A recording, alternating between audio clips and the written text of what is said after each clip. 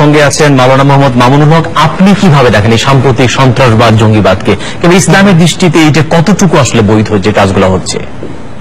প্রথমে তো বলবো যে আসলে এই যে সাম্প্রতিক সন্ত্রাসবাদ বা জঙ্গিবাদ এটা আসছে কোত্থেকে, উৎসটা কোথায়?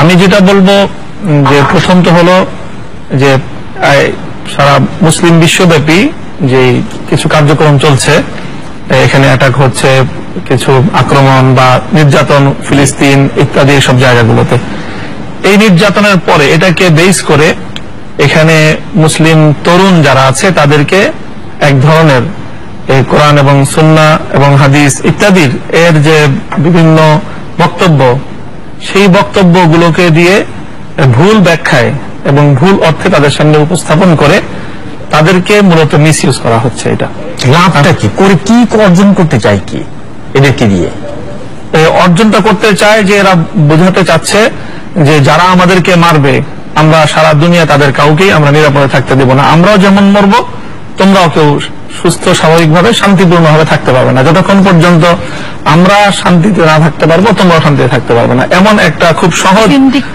ইসের থেকে তারা আমার মনে হচ্ছে যে এই ধরনের চিন্তা ভাবনার দিকে যাচ্ছে। একটা ছোট্ট প্রশ্ন করি, যে বারবার বলা হচ্ছে আইএস কেন ইসরায়েল অ্যাটাক করে না? হ্যাঁ, রাইট, তারা বিভিন্ন মুসলিম দেশে তারা অ্যাটাক করছে, কিন্তু ইসরায়েল যে কিনা প্যালেস্টাইনের এই ক্রাইসিসের জন্য বিগত অর্ধ শতাব্দী পর্যন্ত এই দানবীয় শক্তি আমরা যেটাকে বলতে পারি এবং সবচেয়ে বেশি মুসলিম নিধন, মুসলমানদের রক্তে যাদের হাত সবচেয়ে বেশি রঞ্জিত, সেখানে কিন্তু অ্যাটাকটা হচ্ছে না। এই জায়গাটাই আমরা বলতে চাই যে আসলে যদিও ইসলামকে ব্যবহার করা হচ্ছে বা ইসলামী কিছু বক্তব্য এবং কিছু এইম বা কিছু টার্গেট সামনে আনা হচ্ছে, কিন্তু এটা আসলে সত্যিকার কোন ইসলামিস্ট করছে না এবং এটা করতে পারে না। যার কাছে ইসলামের সঠিক এবং প্রপার নলেজটা আছে, প্রপার জ্ঞান এবং সঠিক এই চিত্রটা যে জানে, এমন কেউ এটার সঙ্গে জড়িত। আপনারা নিজেদেরকে ব্যর্থ মনে করেন কিনা যে অন্যরা তাদেরকে মোটিভেট করে একটা ইসলামের ভুল ব্যাখ্যা বোঝালো, তাহলে আপনারা সত্যিকারের ব্যাখ্যা?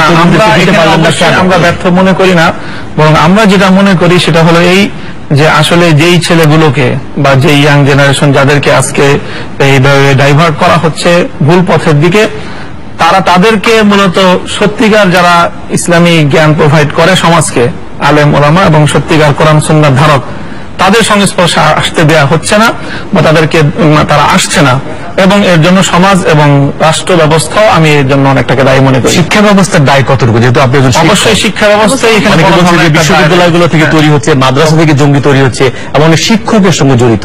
শিক্ষক তো খুবই একটা প্রভাবশালী ভূমিকা রাখে, ক্লাসরুমে সে যখন কথা বলে স্টুডেন্টরা সেগুলো বিশ্বাস করে। স্বাভাবিকভাবে আমাদের মাদ্রাসাগুলোর এই পর্যন্ত যে বিষয়গুলি এসেছে বিগত অনেক বছরেই, মাদ্রাসার জেনারেলি শিক্ষক লেভেলের কারো কোনো এগুলোর সাথে সংশ্লিষ্টতার তেমন কোনো প্রমাণ নেই।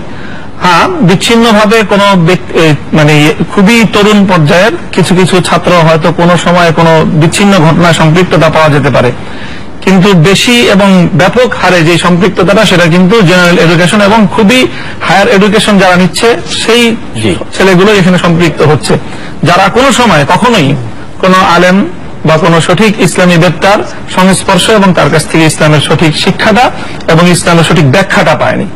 আমি শিক্ষার চেয়ে আমি বেশি করে হাইলাইট করবো এখানে যে জায়গাটা, সেটা ব্যাখ্যা।